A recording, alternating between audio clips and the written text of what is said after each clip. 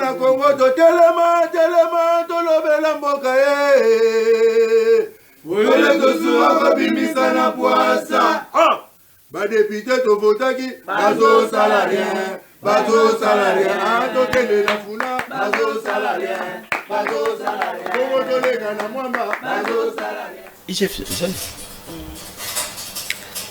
Merci. Désolé. Bon comprendre. Hein? Bon week-end à bino nyonso bato bozolanda biso samedi et là mu na ba famille na bino na yebi ke bato ebele lelo bozana ba mariage bozo sepela ndeko so ozo mona voisin na bino lelo ba ye bala mona na ye esala motema pasite so ba moni ke mona camarade no be ko doter le be kangile le pang esala motema pasite mais to soit pas na za d'accord te na bato ebele bundima ba o kangila ba bino mapang pour bato ebele ba kangila bana basi ebele mapango bakanga bala bangoti au moins les fiancés on a préparation à mariage ils aura 10 ans 5 ans 20 ans 10 ans boli ça bana ba tout temps so zo mo za makokito lingi mwasi papa yebisa nzamba longa bolingo na we pa mwana mwasi wana tika mutumso za na makoki bala yi tia comme na âge ménopause aboti na été yoga on to préparer mariage et bibino be ba famille boyebi bana bino ebele basi batolaka likolo ya nini facture bosenga masanga ezoko bofuna dépôt masanga est-ce que ezala taba tato osi mabe on dit bino boza mari de nuit bana na bino on ne bocha ba facture bili taba mboka kuna ba facture ezala na mingi te on dit ndeko so mo zo compliqué ozo na village natal na bino kende ko bala ta kuna o bala no ata na $50 balo zuma sino na makasu. Merci na pesi mbote na ba prisonniers nyonso mbote na ba soda nyonso bazana est bazo bunda pona intérêt ya Congo ko batela biso ba congolais na pesi bino mbote lisusu na ba diaspora nyonso obolinga to so Paul Mokonza zwa biloko za rara za skami malete.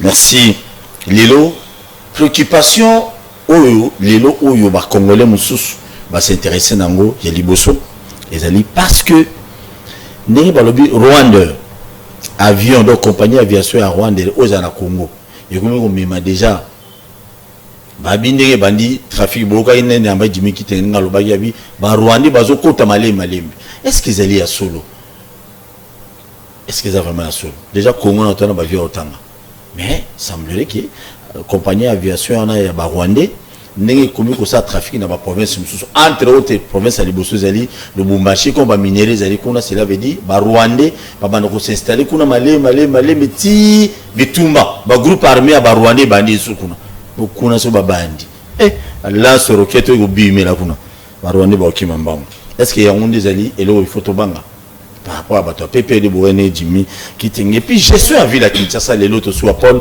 na beto le bilanga na mukena ndeko na ngai invité na ngai lelo. Jatilingo bilamba kana ministre ya finance yayi provincial bazaki na IGF nini likeye kuna tozolo ba ya makambo Kinbo Peto apparemment tozo sala pe alizio ya pe ya bakambo Peto terre parce que continue bakanya basode beleza na Kinshasa wa Jatilingo bilana ebite sozo yeba kena bakambo sous salité ezalaka wana lobi na kaka po bato ebele batala biso pe na bakanya ebele neto oleka lelo na 16h boy téléphone ezate le samedi à l'élu na saison de tous les kaboy au moins na bakam mususu ba salité zali na niveau moko to les quartiers na cité na bakam mususu ne batu mususu baloba na conditionné tu maman mbila o les gars na nzela bo mbila récupérer yo mona ka salité et cause appelle na bakam mususu salité est-ce que gentili ngobila pourquoi pas bien que zali domaine militaire pourquoi pas ko kota pe Kinbo Peto na kata bakam ya on na linga to lo bilango yo na mona ya soda on na lobaka mbonza mabe azali parmi ba héros ya ba soda ou batikali jamais ko trahi République démocratique du Congo mais ceux ba politiciens ne ba trahisa qui est na ko lekaka yendo bon ne ba tunso abi ba bomaye ba so mto akufi ba ndoki ba maibele mais mbuza mabe il est parmi les généraux na mboka na biso o ba bunda pona ekolo oyo yo esika ozali atoza soda te elo ñu sala rapona Congo yo esika yo ozali est-ce que tokotanga ndo totanga mbunza mabe lelo ministre yo mtotala ngana ndo ministre tokotanga yo lelo si tu n'es plus est-ce que to soit Paul bien ba présentateur ba émission to ba na biso on peut parler de toi par rapport à bolamu par rapport à lutte oyo ça dans secteur na ba ministre bino alilo on a besoin boso mandaku boso ba immeuble Mbunza Mabe avait refusé ça. Ils allaient parmi bato bazo sala honneur ya Congo mais mata ba Rwanda ba banga kaye kombo Mbunza Mabe na Rwanda batanga mo pampa mate zobi loko Mbunza Mabe batanga ye pampa mate et bon yo ministre so kofi wana muyipi akufa na yebuto yaba no kufira basi yona préparer lobby na aussi une pluie de temps à rayo boyo aux arola modèle ya ba jeune belé et puis abande rumso balinga Congo mingi ko la to soit Paul Poliane Mbunza Mabe boni mbote ndeko Paul to soit mbote na ba téléspectateurs nyonso naza malamu ba réalisateur ba bi Covid et 2 ans nango longola kashine wana poni ngo cheli yango pinezo mona na abi Covid et 2 ans nango couvre fais ajouter ba conseil les ongles normal la distanciation sociale mais ah tu vous avez mettre 50 tu dois respecter ga beta biloko bozo ngo yaya ozali mona soda boni les soda falu bosukinde ok, on a confirmé plainte. Oui, on a confirmé plainte. Et qui lundi, dossier n'est pas avocat général capé.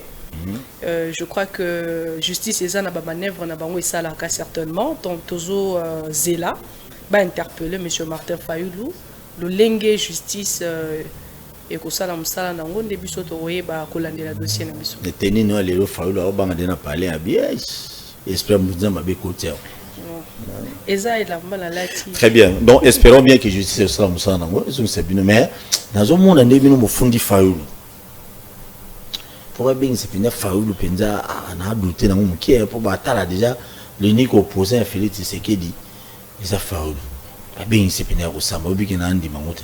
Non mais ce qui va rebengi ça a été on a évité jusque là aux preuves de contraire biso ba dépendant ya ba militaire ya ba policier tout ça la confiance dans la justice congolaise et ça c'est quoi justice congolaise yemoko ndenga ko se prendre mais ce qui justice congolaise est comme politisée pour l'opposition en fait ils ont calcul à tout le moment politique ils ont même pas calcul politique ils ont les cambou il y a justice ceux qui calcul politique et au côté na fonctionnement et justice parce que il est l'unique opposant et chef de l'État on a habité on est sama kamuna na président de la République bango ba candidat président biso a total likambu ya justice total mobeko loko lobby alors jusqu'aux preuves de contraire tous on sa justice confiance si que justice yemo ko koyeba ndenga okumbela likambu ngo poto continuer toujours kozala na confiance au tozana ngo tozala na ngote au cas où justice et répondre il y a toujours de manœuvres à faire pour tout faire voir pour tout faire attendre voir na biso la justice congolaise voilà ils a garanti non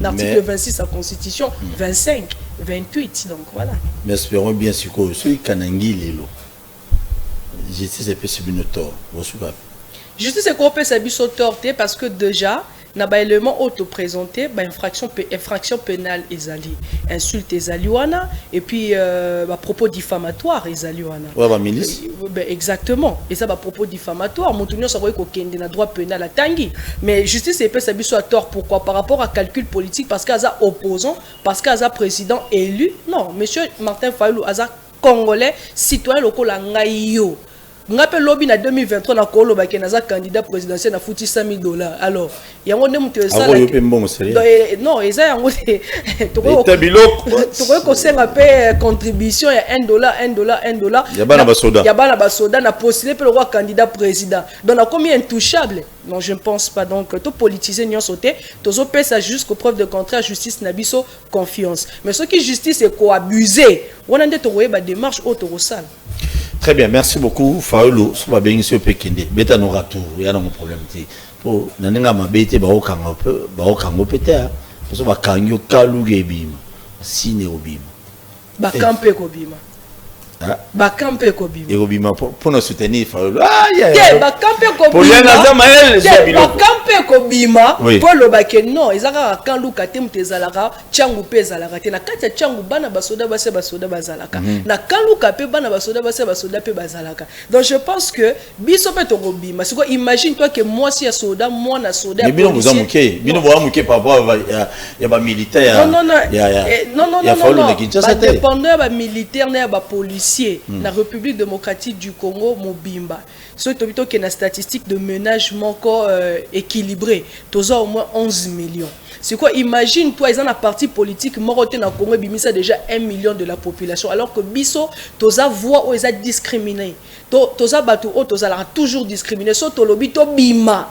Même la police, même l'armée, et kokate comme maintenir. Parce que yebisanga, yoro yebisa moi, robette la moi no gaz lacrymogène. Non. Est-ce que robette moi no massassi? Non. Imagine toi oekoya lobby. Donc je pense que la justice, il faut avoir résolution avec beaucoup de sagesse. Et puis monsieur Martin Fayulu il faut avoir la attitude avec beaucoup de sagesse. Parce que je pense pas qu'il y a un électeur na lobby, à un affrontement na bango. Toza bana ba soda, bana ba policier, basia ba soda, basia ba policier. Je vous rappelle. Donc ceux qui tobimi liban so babi ba beta gaz lacrymogène en a difficulté beta pour sortir di soda boma moi sine moi na après romi boma e moko après avant mi boma e moko osalani na moto apesa ki ordre. Donc allez-y comprendre. Très bien. Non, Martin Fayulu oza c'est quoi à faire avec ba policier na ba soda, c'est ça?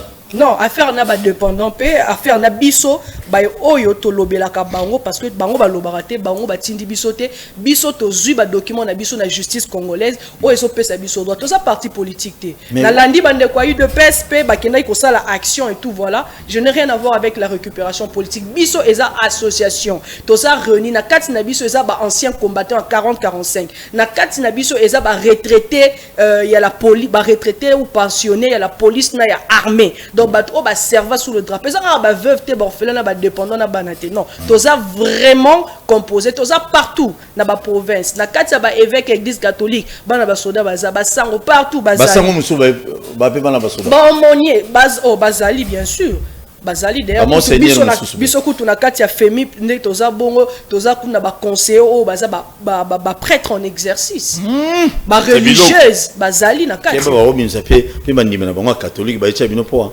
Non mais écoutez, ceux qui tolingi vraiment de toujours réclamer Bokemboka là, ils ont deux piliers côté les Misamboka, ils ont défense nationale, ils ont sécurité intérieure. Peu importe tout ce qu'on veut dire, seigneur côté les Misamboka, économie pour élément, ils ont que sécurité là. Pour les investisseurs baya, pour ça la camion sont des présidents zobi, mais c'est la confiance, bas à la sûr que bamoya ko investir dans Mboka au sécurité eza. Ceux qui deux éléments ana, ils ont déséquilibré, bon matabo kitabo changer ba président. Bon même Joe Biden boana na Congo a rosala elo côté a redémissionner mbanga zongi na Mboka na. Ah Joe Biden a koraté. On va tenter ni wana.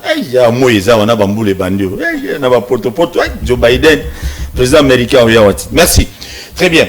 Na qui Jimmy Kitenge lobi na bande ko mususu débat pinez avec opesi mbombo aboye mais Jimmy Kitenge mona pepe do lobin Shadari ozo dige ba pitio na mabe Jimmy Kitenge lobi ndenge société aviation Rwanda et bandi déjà koya ndenge za déjà na Congo parce que ça je crois na venir ko ça des direction générale là bon si je me trompe pas na immeuble moi si ka batongi boye e ba Rwanda entreprise na bongo direction générale na bonzana babi nenga bandi déjà ba vol sur le plan national donc Rwanda le bandi déjà premier vol de semblerait qu'il est déjà dans Lubumbashi donc baza ko infiltrer déjà Congo ba Rwanda ba bandi ko infiltrer déjà Congo na habité yo comme intellectuel comme zaïroise et non comme congolaise donc Congo est bandé na nini.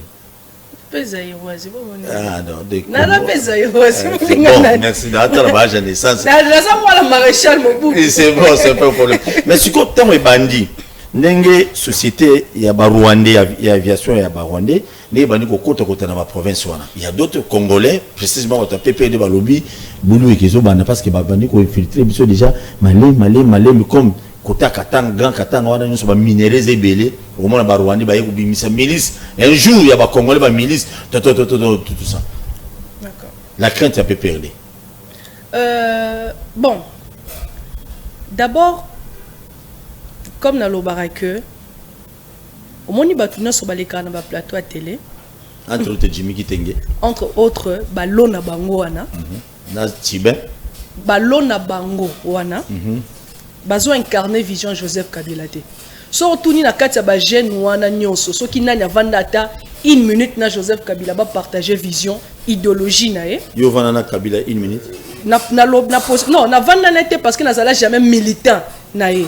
azala jamais autorité morale nanga, azala président de la République, nga tant que structure on accompagnera toujours armée la police, j'étais partenaire de l'armée. Donc azana tentena au sala ba débat selon ba émotion, ba réflexion, mais je suis en train de faire des débats pour voir la génération, il y a peuple congolais peut accompagner l'institution d'Abisso.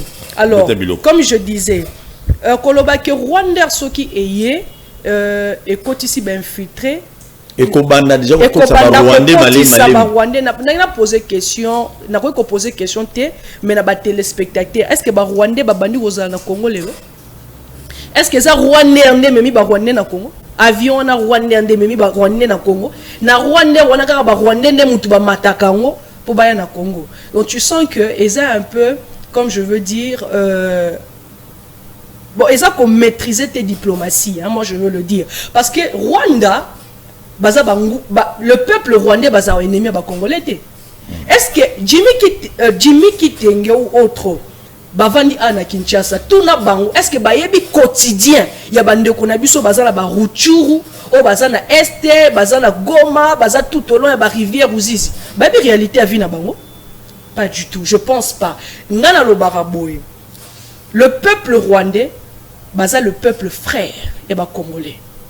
De mon oui, Wakanda, c'est bien. Parce que je pense pas que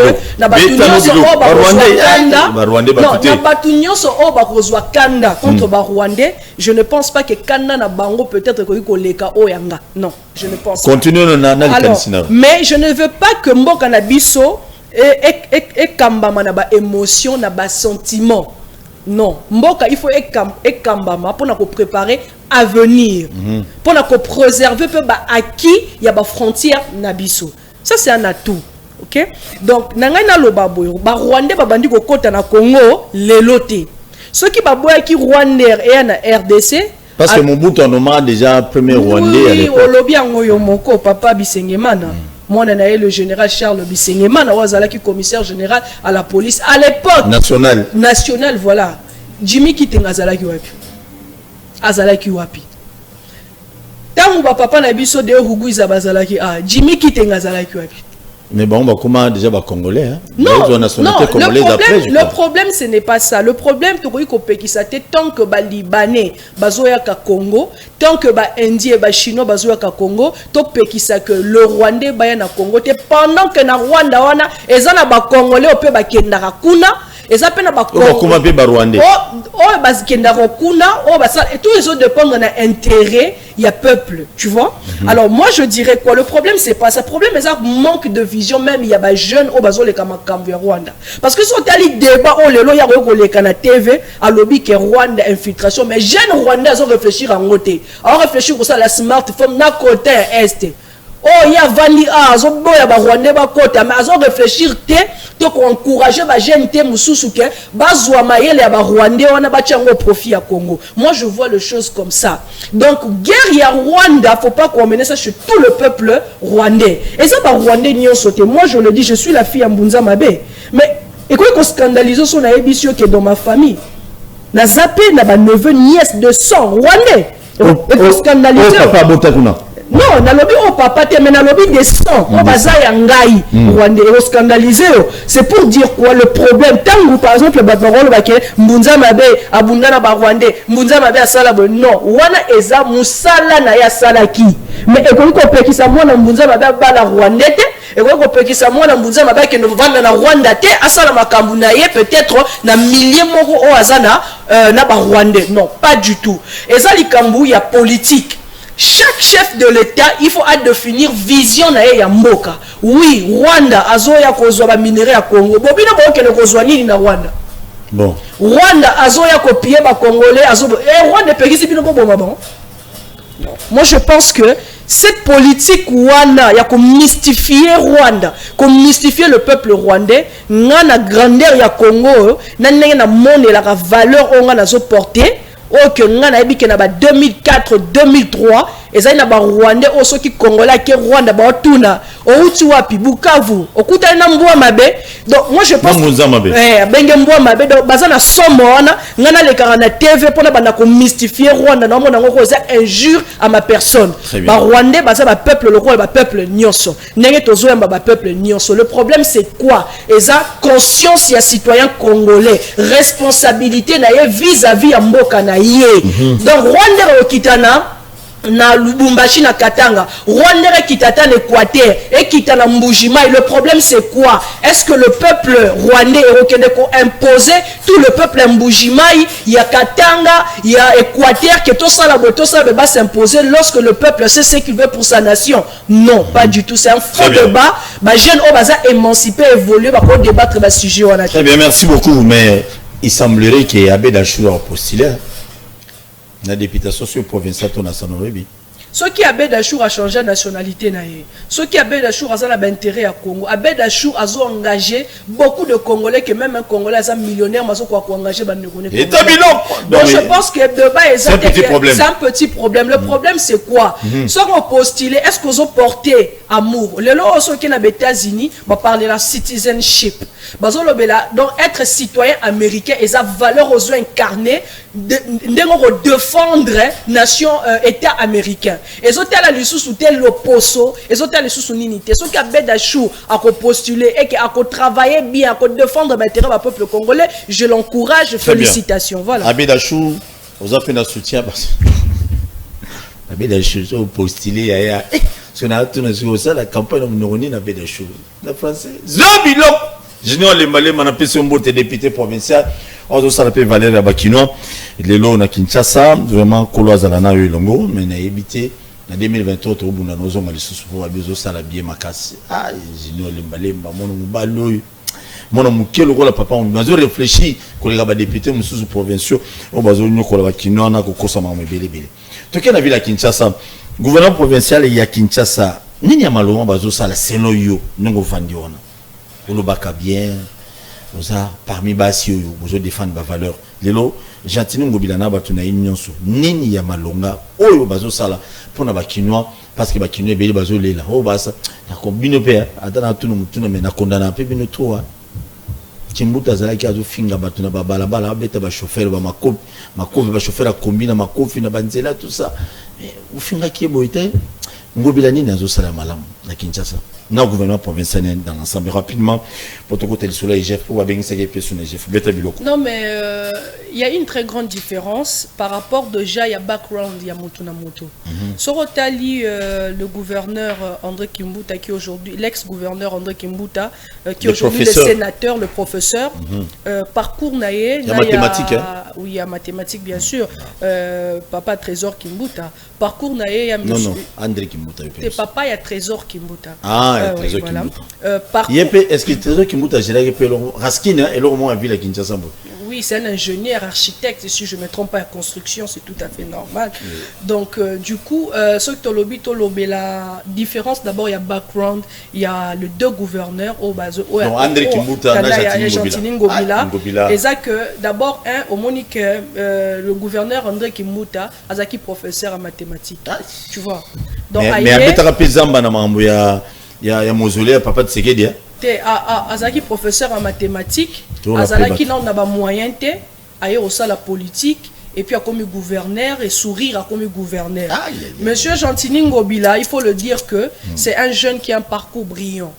D'abord, c'est un entrepreneur, chef des entreprises. Avant d'abord à comme actif, allons à qui d'abord nzala. Yango mona bamboka loko États-Unis pour les cas gouverneurs, il y a état kingani avant tout. Il faut battre d'abord sur le plan économique aux anengenini, sur le plan élégance, sur le plan maramunyoso aux anengenini. Au moins que différence d'abord yangoana.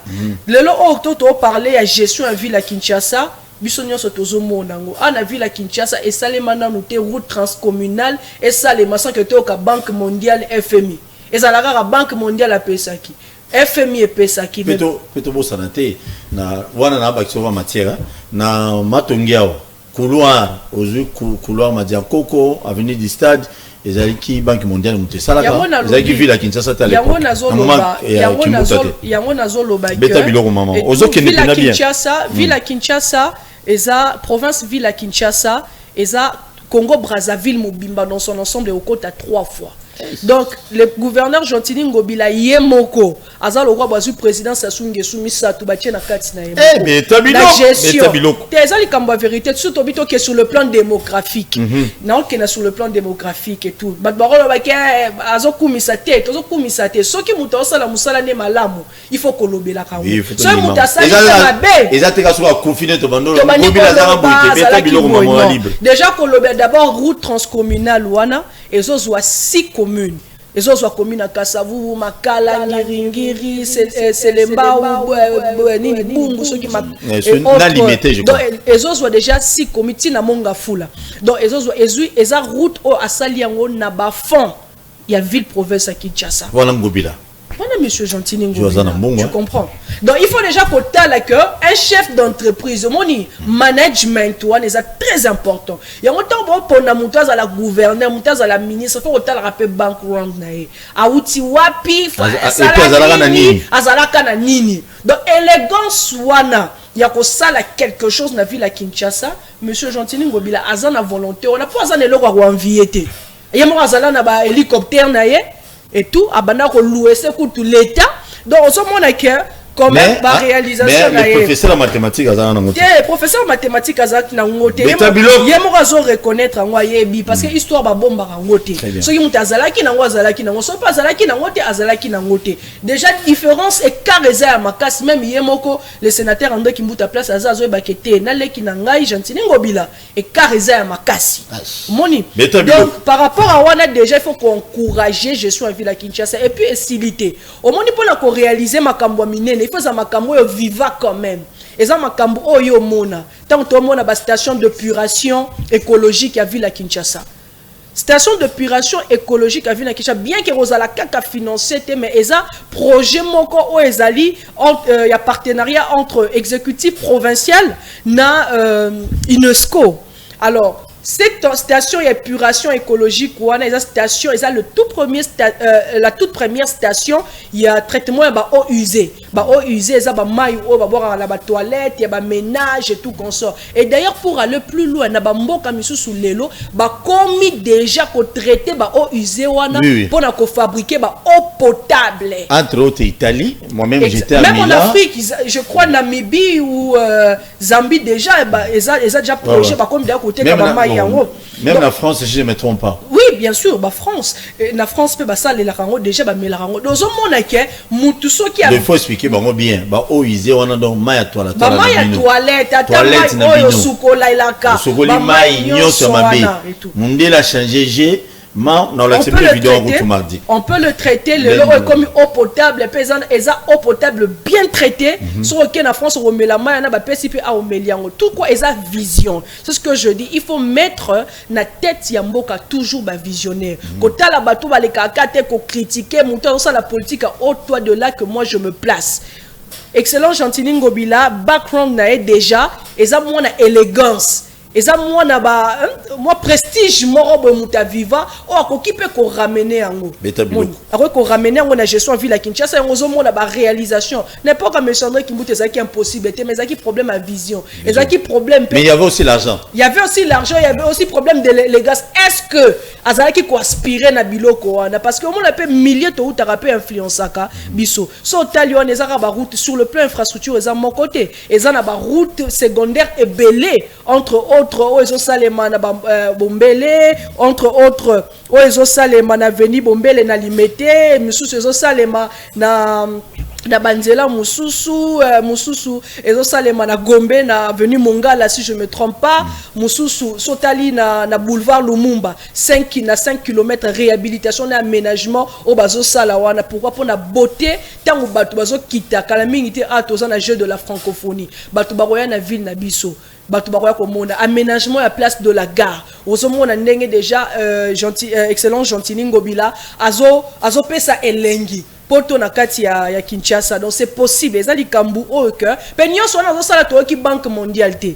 Il faut bien signaler ça, bah frais oyo. Donc financement ça financement au Banque mondiale FMI non. Et ça na katia il y a province ville à Kinshasa na ba fonds o eza prévu yango nde azosala musala o ba quoi que eza ebele ba défi eza ebele to boyite que ba enjeu eza ebele. Il y a encore beaucoup de défis que l'excellence Gentili Ngobila il faut relever, mais o pe zo salema il faut to encourager. O pe azolinga sala il faut pe to accompagner yango to critiquer kakate. Donc misala eza ebele, il y a ba réhabilitation et construction. Mais ba tumso bazolo attendre batala ba image à la place de la gare.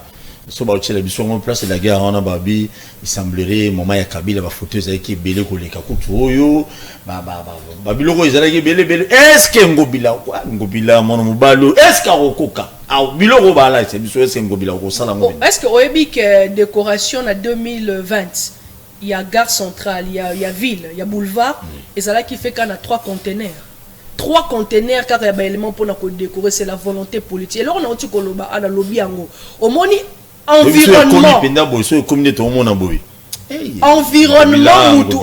environnement mutu a évolué et influencé makasi na vision ya mutu so moni mutu azofinga mutu bololé tala environnement ya utelaki so moni mutu aleki na plateau azoloba toujours immoralité azoganga rwandere tala environnement na makamuni ba tala mutu na ye. Donc je vous dis que environnement est joueur et tala likamwa ba diplôme titre académique et ça influence dans le belo morobo est très pédagogique nazala na cercle Elaïs Tovandi, si je me trompe pas, Zaki réunion ya bakondi, mais à l'époque, na monara monsieur Cheo Kitundu. Aza d'abord ministre à l'époque, monsieur Cheo Kitundu. Cheo Kitundu. Bavandi na Bavandi na mesa, je crois na mesa na papier mouchoir et ba utilisaki et quoi inase. Moi na moko ya mundele. Moi na naza même pas na 2 ans. 3 ans. Donc moi na moko beaucoup c'est vraiment mundele bébé vraiment. Aya vraiment pembeni wana alokota papier mouchoir ana kenda boire na poubelle. Mona mundele. Cheo Kitundu avandi. Place bavanda qui n'est pas veste. Cheo Kitundu. Pour moi place Nazalaki très humilié. Et puis na banda kota la attitude tout autour et ba ma veste. On attend à Kabila. À l'époque à monsieur Kabila. Omoni mwana na mundele wana mukie. Eza nini eza humilié à outil éducation bazwa depuis libumu.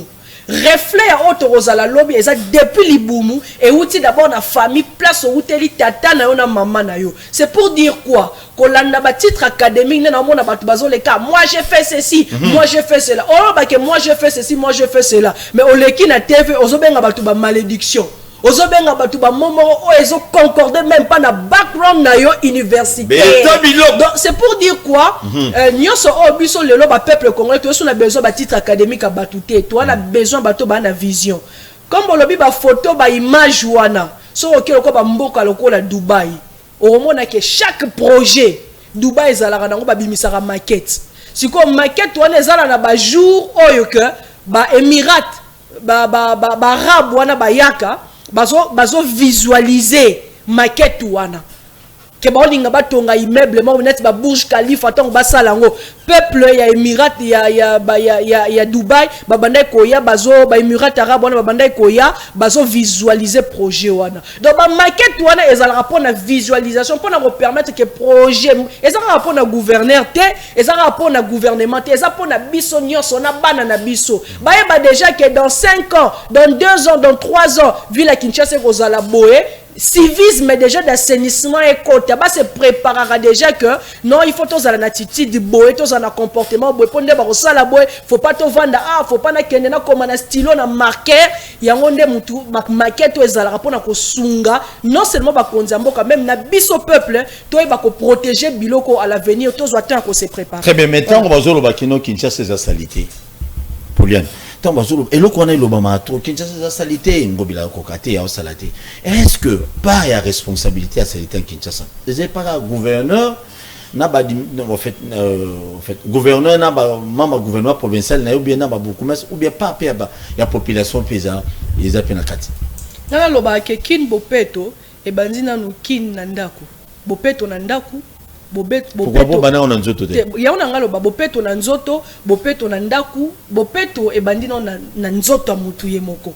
Quand on parle de kin bopeto eza tout un enseignement eza même cours à civisme hygiène to bana kozwango na ba classe et tout voilà tant tozo ke na ba école tozo zo hygiène bazo la kisa ndenge ni faut brosser minu na yo ndenge ba simba brosse donc même kin bo peto wana eza d'abord il faut ça d'abord individualiser avant et comme communautaire et comme provincial et simba institution nyonso na gestion il y a ba déchets il y a ville à Kinshasa et ça na responsabilité d'abord il y a biso ba citoyen et ça na responsabilité il y a ba exécutif provincial et ça na ba responsabilité donc tous a partagé na et ça partagé et ça il y a gouverneur ville gouverneur ville province à Kinshasa peut définir politique nini pour na ko canaliser ba effort il y a hygiène to ya propriété à ville à Kinshasa aux citoyens kinois nyonso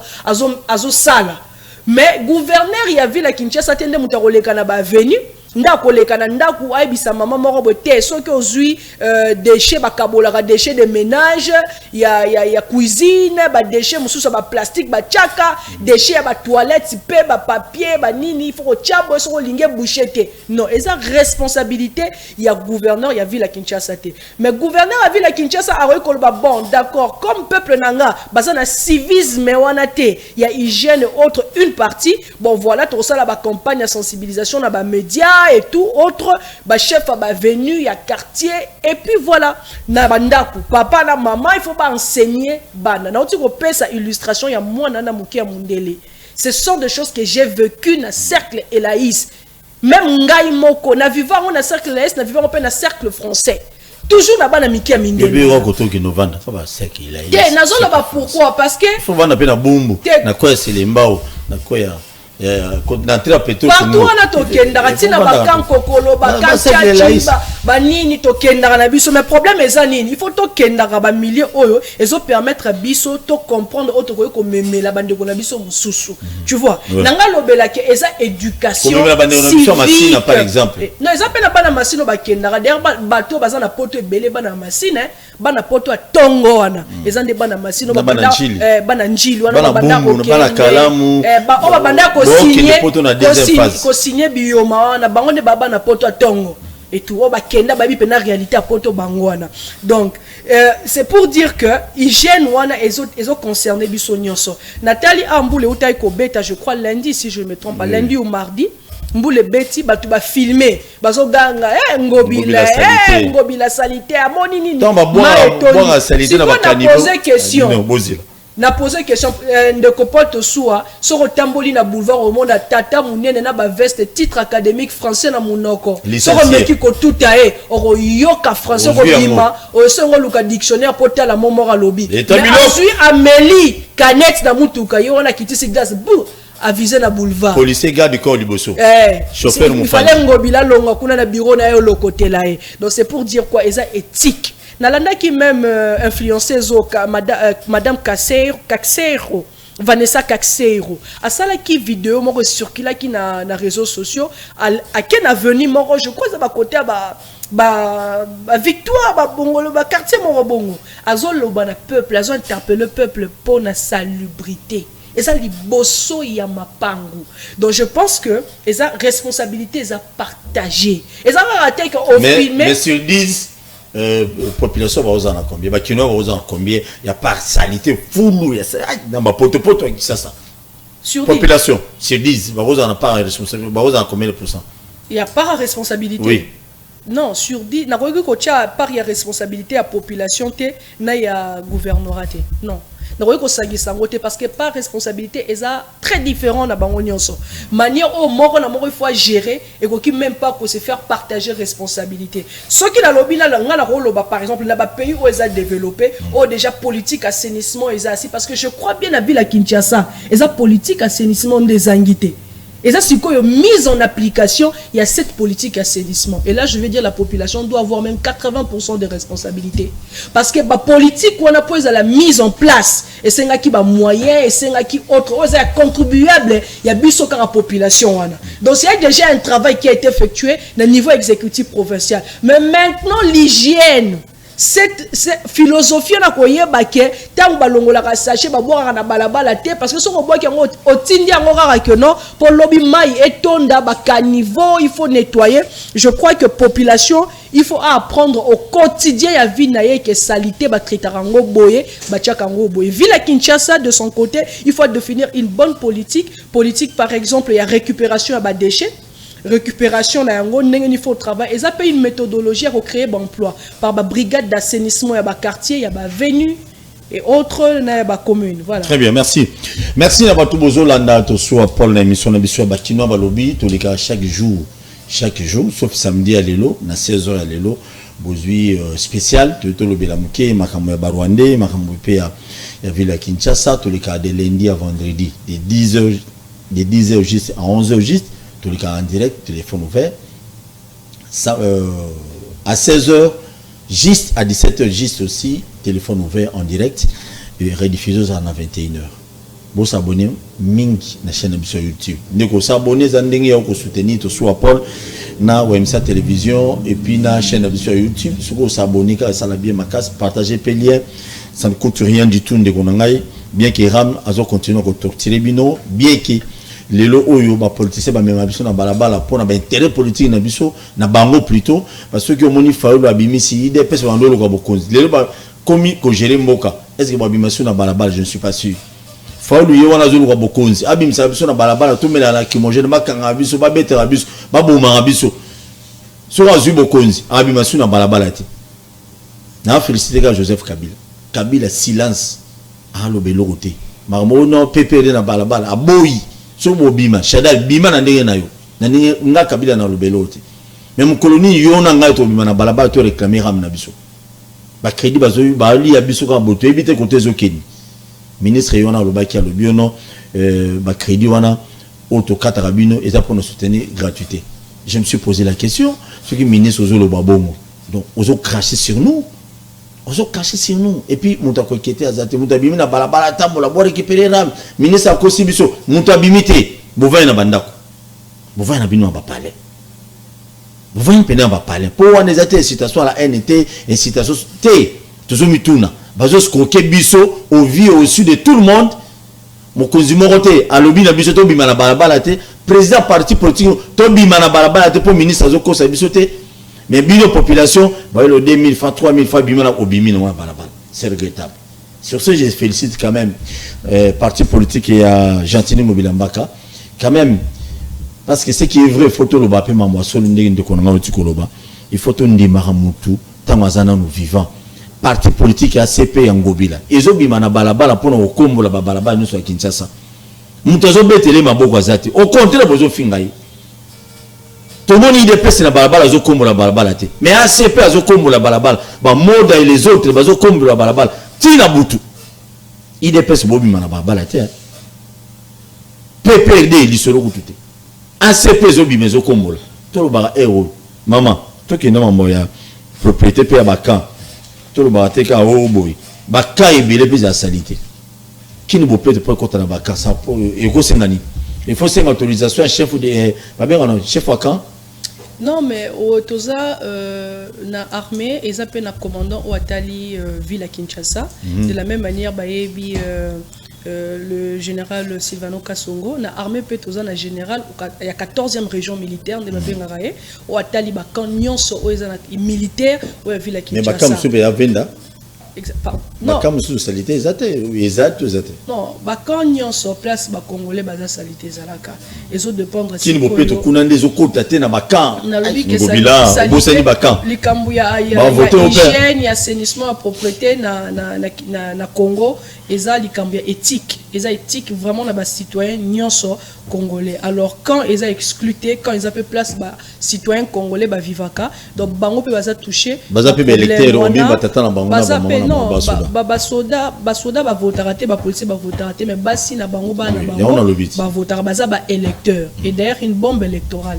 Alors bombe baza bombe électorale. Bombe bana basoda ba bombe électorale. Il faut retourner ba politique ba mesana ko kenela era ba élection ko bimisa basi basoda po ba yebi. bana basoda bayebi que baza ba bombe électorale yango moni ba manipuler bango nde ba manipuler bango bongo. Alors déjà pour na vous êtes d'accord na ngonde ba manipuler bango? Non, naza d'accord na ngote. Eza conscientisation yango to continue ko conscientiser bango que moi na soda, moi si a soda azanani et tout voilà. Donc je peux dire que eza d'ailleurs so tobito ke na ba mboka misusu ba intouchable. Eza ne bana ya ba soda na basi ya ba soda. Intouchable. Oui. Dans quel sens nazo loba lo mona ba mboka lo roi des États-Unis au mona eza na ba journée ya ba enfants de militaires. Il y a des femmes de militaires. Et ça, il y a des journées. Et ça, il y a des journées.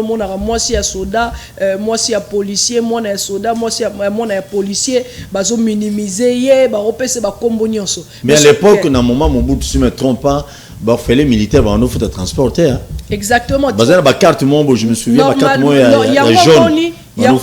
Derrière coup tu as un avantage et belé. Je crois que très prochainement tu as même la campagne to linga to bandana ba maman chef ya ba camp ya ba militaire na ba policier na likambo o etali ba avantage oyo loi oyo l'état congolais ezopesa na ba dépendant ba militaire na ba policier mais oyo bango mo ba yebite pe o l'état jusqu'à le zo appliquer en pour l'état congolais il faut banda ko mettre en application ba avantage oyo mo pesa ki bango. Alors so tobito ki na kati ya ba camp ça je peux le dire avec beaucoup d'assurance que le gouverneur Gentili Ngobila n'a pas plaidoyer au biso to kotisaki et pas naie donc aza siko lelo vraiment a rassurer ki biso que aza na regard tourné vers Nyonso ya Kinshasa. Il faut te proposer cadre logique. Il y a le Lengenini à quoi accompagner tant que gouverneur. Il y a ville à Kinshasa na kati ya bakan. Et puis même na kati wana lisusu basi ba soda bana ba soda ba policier nyonso fo baza rosepela parce que tozo tale longo na gouverneur Gentili Ngobila na cadre na ba ya ba plateforme na biso nde to proposa qui est accompagnement à ville à Kinshasa na kati ya bakan ndenge nini to tia ba bureau ya état civil na kati ya bakan. Il y a état civil net au Kenya na ba commune pour la la ba mariage alors que na quand ils a ba cité mobimba place ba tout ba vandi voilà wala nyonso za likanisi o place ko faciliter ba soda hein na bana na bango na basi na bango ba régulariser ba mariage parce qu'apparemment ba soda belé za suki akina bumbu akina na goma kuna kutena mumimo bo azuye garbo d'autres pesa miteni non problème est ça d'abord problème est ça condition de vie to ebi que mariage la République démocratique du Congo est très complexe. Soit total par exemple na époque na Sud Kivu, moi je veux le dire, Mobocho Yangai abandaki ko faciliter ba soda na ba policier ko bana. Général Mouzamba. Abandaki ko faciliter bango ko bala ensemble na ba aumônier église catholique, abandaki ko célébrer ba mariage commune na ba. Mais maman Olivier passe à la grande maman. Exactement, maman Olivier Mbayo ko landango juste kalaté mais donc il y a idéologie à Mouzamba à l'époque. Bon, il y a abandaki ko sala d'habitude pas bandi musala soda Olivier Mbaya qui n'a noté donc du coup voilà. C'était un peu ça abandaki ko sala même Olivier courage quand même et félicitations exactement donc bisope tozo compter ensemble na gouverneur Gentili Ngobila je crois que eza déjà ba plaidoyer te présenter paix à recevoir en favorablement et puis non seulement ça na ba projet au nyonso gouverneur Gentili Ngobila a tient ville à Kinshasa sangwa malamu na ba dépendant ba militaire na ba policier za que tozo ta la cadre logique ndenge nini bana ba soda na basi ba soda ba policier bazwa main d'œuvre et en plus peut ba associer rappel génie militaire génie militaire eza na ba génière ya minene ya makasi o ba koyi ko yape lokola ko accompagner ba société wana société koyi ko zwa main d'œuvre pesi mais moi ba misala mususu ba ko pesa pe génie militaire ba pesi le gouverneur Gentili Ngobila aza vraiment d'accord na ba projet na biso auto plaidoyer na biso to pesi na ye pe azo tenir en compte donc tozo zela réunion salema ensemble na ba maire chef nyonso ba camp na ba bana ya ba soda ba association mususu pe ya ba famille ba militaire ba policier na milieu na biso poto ye ba ndenge ni ko définir cadre logique wana poto accompagner ville à Kinshasa et accompagner pe ba camp militaire na kati likambo tali ya bopeto na likambo tali pe ya ba emploi parce que famille ba militaire na ba policier ba na problème emploi discrimination eza na côté wana makasi to senga kozala pe kotanga pe c'est le problème eza likambo tanga te esenga na leki ana za moins compétente que bana ya ba soda bana ba civil mususu non pas du tout soki eza likambo ya découverte eza na opportunité toza ebele toza na ba stedor na Katanga toza na toza ebele je veux dire na toza ebele ba trésor bombi toza ebele président cour constitutionnel la mwana soda so totali ba mama Eve Bazaiba mwana soda toza ebele bo compétent mais o atango wana ne papa bino no tangi sabino babi ya mikolo ndie ba tangi non tango wana na lelo eza na différence mon côté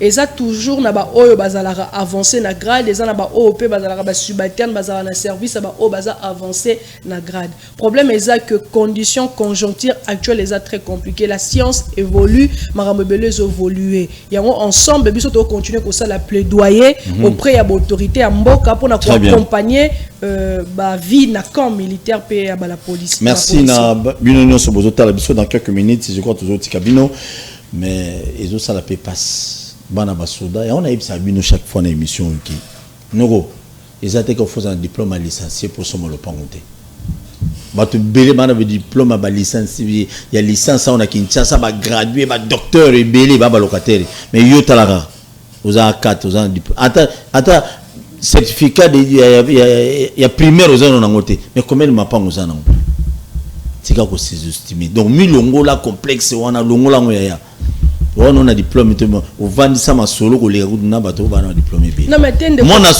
mon soda tika ko s'effacer on non papa na attend ça na passe na ta na gratuité des fois nous muto koza na ebisa bino président Kabila combien de diplômes ya qui n'ont pas comme président. Dieu peut faire encore ça à vous tomber dans la place moi boy liboso abatebele bana ba diplôme botika komilongo la valeur o kobanga banga il faut forcer nzamba tana katunelo moi mutu mais des fois e bango tu ngomba ça telo na ngai na loba côté que bana soda ba se sous-estimera non bana ba soda bazala vraiment na complexité baza très courageux problème c'est ouais mikolo ni na zolo non même mikolo ça moi je to encadrer bango to zalana bango ils sont très courageux déterminés problème ça il y a opportunité na cadre ni ba pesier pour s'exprimer voilà très bien merci ezana batumsu to qui na ba réseaux sociaux gentili mobile kindaki IGF a baigné pour Kangaï, mais je ne comprends pas. Confusion dans la carte n'a biso mingi so mutu ba bengi si mutu na IGF, ba mon est-ce que ba ke Kangaï. Non, par rapport à l'information, on a d'ailleurs problème c'est pas na bino ba pandisango ndeko Paul Tosoa. Je crois que na ba non ba pandisango o balinga ko lia na place o liati. Yango na zolo ba yango na faut nous clair là-dessus. Ba pandisango baza na problème et puis bino ba ene na kati ya musala o ya ko pandisango ndefo bo encadrer ba o ba ye na sima na bino. Baza la peine na mato hyper oyo. Théo ba sima na biso balinga ba kisi trop, siko ba biso bo to pona nzambe, c'est ça le problème. Non, peu importe. On bengi wa bise bo ya olingane pourquoi parce que conseiller chef de l'état moi va vous approcher il y a mon commis il faut le bêtise il y a le kuta je pense que besoin la structure je pense que besoin la science alors science il faut se faire respecter na éthique na ba valeur et ça relation na conseiller na présidente na première dame on est du n'importe quoi parce que les hommes passent les institutions restent alors et lors on a nga ki na loba ezanini au moni par exemple IGF et tinara déjà avis na bango et annonce quand même que Roleka na gouvernorat ville province à Kinshasa pour na rosala ba enquête na bango ba tinara déjà ba annonce ka déjà na peuple parce que peuple gangara mingi et puis bananga pe yebanaka pour ba tubanda ko ganga mingi le gouverneur Gentini Ngobila zo yiba zo sala bazo détourner sans que ba yeba d'abord le fond ya likambo.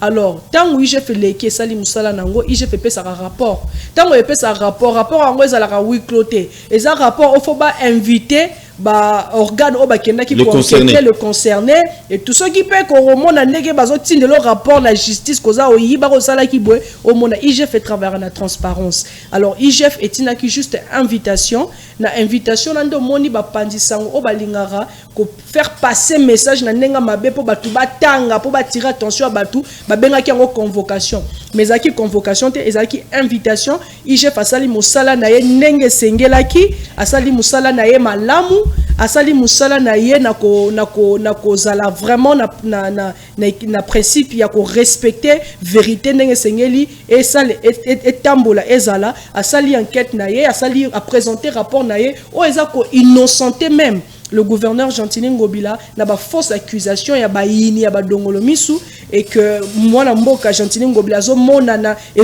misala na ye o azo sala na misu abatu na poisa que azo sala musala ya malamu na musala ya malamu wana et puis biso pe ba o tozo kamba pe masse ya batu to ko accompagner pour réellement Kimbo Peto o eza parfaitement bien fait eza parfaitement réalisé et bana ko se réaliser dans le jour à venir mais to sensibiliser pe population faut ko accompagner yango ko continuer pe ko encourager na misala o nyoso zo sala na ba fond alongola molimo o ba misusu bazaki nango le roi ndeko André Kimbuta kuzoba financement ya organisme international ebele o asale organisme international ebele asale pe musala te alors a continuer toujours na politique wana ya kosala musala na ba moyen au ville ezopesa ye.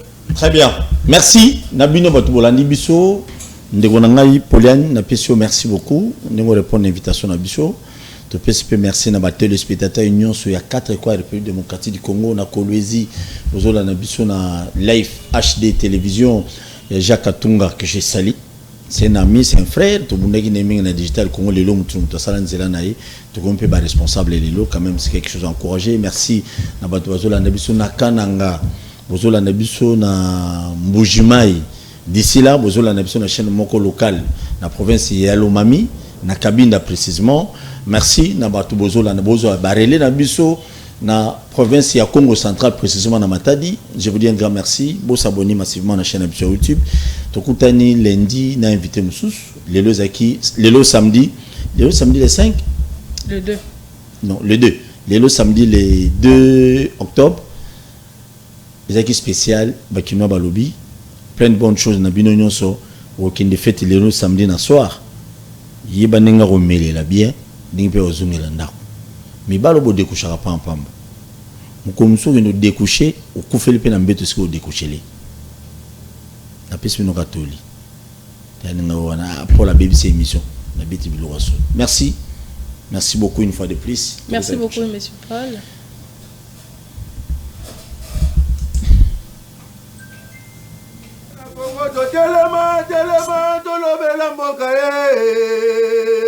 Oyole tosuwa kabimisa na poasa.